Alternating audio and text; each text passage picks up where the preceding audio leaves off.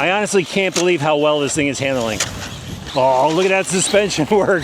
That is sick, guys. Love watching the suspension work on an Ultra 4. This one's got some weight to it. I'm so used to all the small little crawlers coming in from FMS, and today we're gonna check out the 1/7 scale Bronco Fun Haver. They've been advertising it, and it's just really messing with me. I've got to drive one of these things. They look absolutely awesome. We're just gonna crack this open. Let's just dive into a closer look at the body details on this. What an awesome looking beast right out of the box. I'm sorry, FMS model, but I like this better than the Ridge Racer, and I was a fan of that model. Great job partnering up with RTR vehicles to get the licensing on this, recreating this amazing Ultra 4 machine. Like that it's licensed. We got the RTR logo, rigid, Ford performance, even Nitto tires. Look at the lugs on these tires, guys. This is actually a solid tire. I'm gonna go over that in a minute, but let's take a little bit closer of a look at the body. So molded grille up front, LED lights in the light bar, and it's got taillights too. This thing is gonna look sick if you're running at night. Mud flaps on the back, roll cage to help protect the inside of the body, because it's got to look scale too, right guys? Fake winch on the front bumper, you got a fuel cell in the back, fire extinguisher, reservoirs, just to enhance the scale look of it. Then of course an interior, molded Lexan decals for the dashboard, and I gotta pop this body off. It does have body clips in the front, that takes away from the scale look just a little bit, but I've gone ahead here and unscrewed the cage, actually the rear sway bar. So that's attached to the cage in the rear, and the limiting straps are also attached. They go down to the axle. So you're gonna have to remove that if you wanna take the body completely off, but there are 4 body clips to just hinge up the front so you can access the battery pack. We got some internal bracing, always nice to see. All the wires are nicely laid out. Kind of typical for FMS. And here is a look at the chassis. So actually when you pull this out of the box, there's gonna be a Lexan cover over the chassis. That's gonna help protect inside from getting dirt in there. And that was one issue I had with the Ridge Racer. It did pack a lot of dirt in. Now the only thing is though, that does shield, it's Velcro down, and I just think that this is gonna come off after just a few uses. Would have been nice if they had some body clips to hold down that shield. That's something you guys are gonna have to just work around at some point. Now let's take a closer look. It looks exactly like the Ridge Racer chassis. There are a couple little tweaks here, and this is a shared platform. It's actually been out and around the RC world for a while, but it's under the FMS label, and it's actually a really good looking chassis. So starting off with the chassis plate itself, that's stamped aluminum, nice gray anodizing on that. It's got a stamped upper plate as well. This is aluminum, so that's gonna add to the bracing of it, and it's got bracing throughout. So rear shock towers are braced with these aluminum rods, so good looking setup. It was a lot of fun driving the Ridge Racer. The battery tray, well, this is an area I wish that they made some modifications to. So this tray here, it fits 2 2S packs just fine, but this is a 6S machine, and if you try to put 2 standard 5000 milliamp 3S packs in, it doesn't really seem to fit. I do have a Turnigy pack, it's a 6000 pack, 6S, that fits in here nicely. I just have to go and use a jumper plug to use that single pack, so just be aware to get the right pack for it if you're purchasing it, just so once you get it, you're able to run it. And then it's got this double wishbone suspension set up, these lower arms really chunky looking, stout looking steering knuckles on the outside, and then they switched things up here. They gave us fixed links to the steering. However, going through the box, they gave the tie rods, or the turnbuckles I should say, in a separate package. So if you want to go and assemble those yourself, throw those on there to get some toe adjustability, you'll be able to do that. And then the steering cranks, looks like they're a pretty good setup. However, the servo saver, it just feels really soft, almost like it should be a spring in a 10 scale car soft.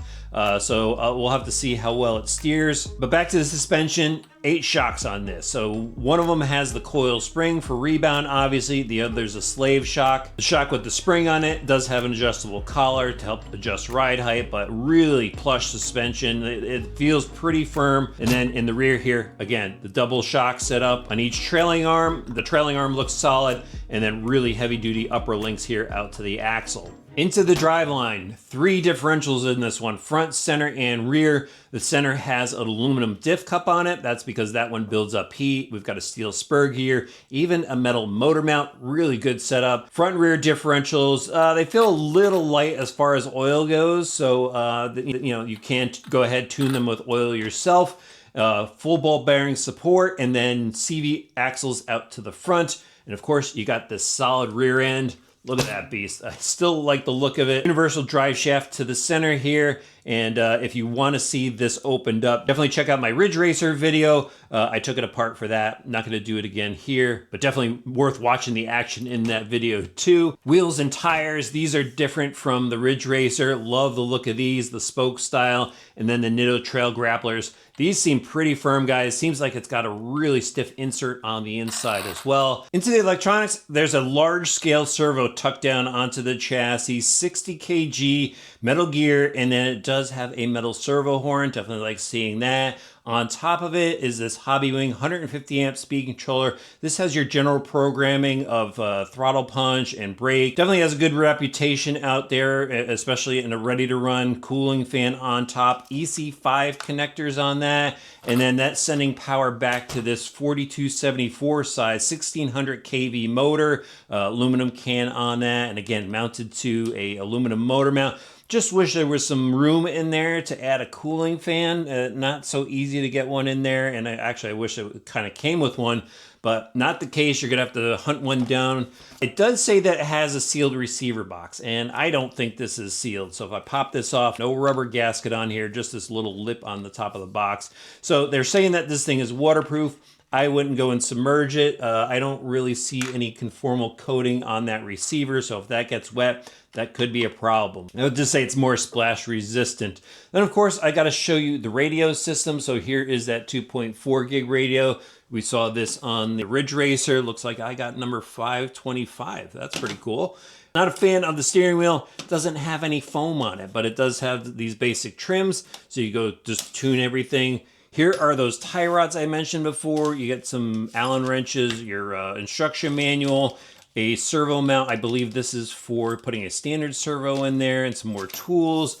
These decals, I believe, are for the light bar. And here is the battery pack I'm dropping in. It's from Turnigy. And that's actually already charged up because I'm ready to head outside and see what this beast could do.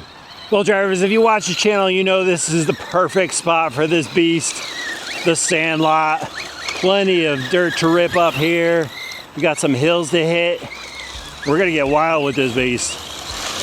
Gotta hit the berm, right? Oh, look at that suspension work.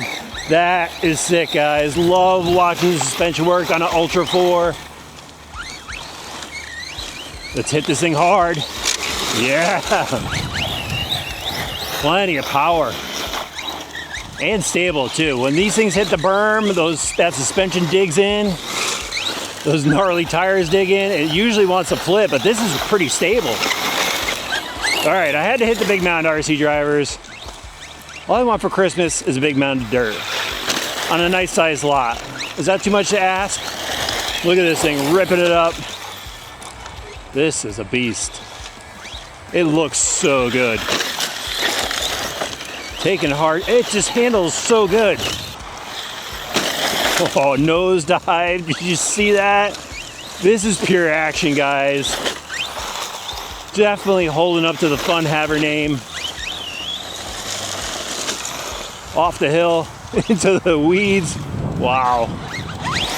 Now we gotta do a little hill climb action. Oh, wow. Wow. Look at that.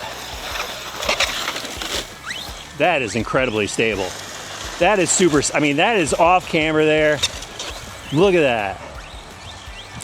This is impressive. What a great looking truck. I honestly can't believe how well this thing is handling. I saw something hanging off the back. Looks like we lost a wire already. Oh no. New vantage point, top of the hill.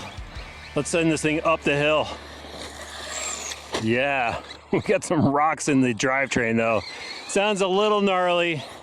I've lost my rear lights. I've got one headlight out. It's still laying down power. That's all that matters, right? That's awesome. We'll send it through this way. Oh, Now is probably a good time to tell you guys that it does have stability in it. It does have like a gyro in the receiver, so it is getting some correction. One thing I forgot to mention back in the studio, yeah, that was some serious air. Wasn't the prettiest of landing, but it's still on all 4 wheels.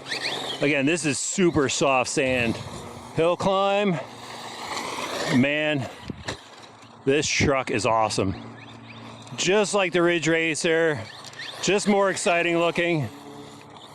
Oh. And it does land on the wheels most of the time. That's pretty cool, right? I'm just beating on this thing, guys. Just hammering on the throttle. You know what? This is where it's at, guys. Just watching that suspension soak up those bumps. Totally worth it. So what do you think, RC drivers? I know it's the Ridge Racer with a couple tweaks and a new body, but I think it's just awesome. I'm having so much fun with this truck. It's got a lot of power. It's got style. Do you think it's worth what they're asking for it? Let me know in the comments section below. Oh. So that gear sound may have turned into something else. Back to the workshop. So obviously the Bronco is pretty awesome to drive. There's no doubt about that. It's fast, it handles that rough stuff really well. Steers pretty good too. I was surprised since that servo saver spring is so soft and it jumps pretty well. I mean, it does buck up here and there, but that's kind of a known trait for a solid axle rear truck. And this thing just looks awesome out on the dirt. However, there's a couple things that you should know before you buy, or actually I should say after you buy, and it's small things. And it's things like the wires that came undone. I think you guys should go and add some hot glue or something to all the connectors because they pretty much all came apart. And with the wires flopping around in the rear, just help hold everything apart. And I think all those wires need to be taped down. Maybe get yourself some Gorilla Tape. And again, glue up the connectors or at least tape the connectors down so it doesn't fall apart on you. The other thing to note is the inner chassis cover. This pretty much came off on the first run, and it was actually hard to get this off to begin with just on the truck because it's got these little side pieces that prevent you from pulling it apart. But nonetheless, it just came off on its own. There's not a lot for this Velcro to stick to, and it came off and it got covered in sand, so it's pretty much useless at this point. They really should have had some sort of body mounts or something with a body clip to hold this down on the inside, just so it's easier to get off, easier to use, so it actually stay there. So that's another downside. You're gonna have to figure out a way to put this in and secure it because it really needs it. I got so much sand in the battery tray that it took me about 5 minutes to get the thing out of the tray. It was just all wedged in there with the sand. So it definitely needs this. And then finally, what actually shut down my run was the pinion gear fell off. And I thought it was some sort of internal gear issue. I probably should have checked it. I probably could have fixed it there at the field, but just go through the truck, double check the screws, especially that pinion set screw. And finally, guys, add some like Gorilla Tape to the inner fenders or the inner hood here so the tires don't scrape away at the body and ruin this awesome looking body shell. Absolutely love the look, love the drive. Just a couple little tweaks that need to be fixed, and this is an awesome truck. If you have to have one, I'll have links for it in the video description below.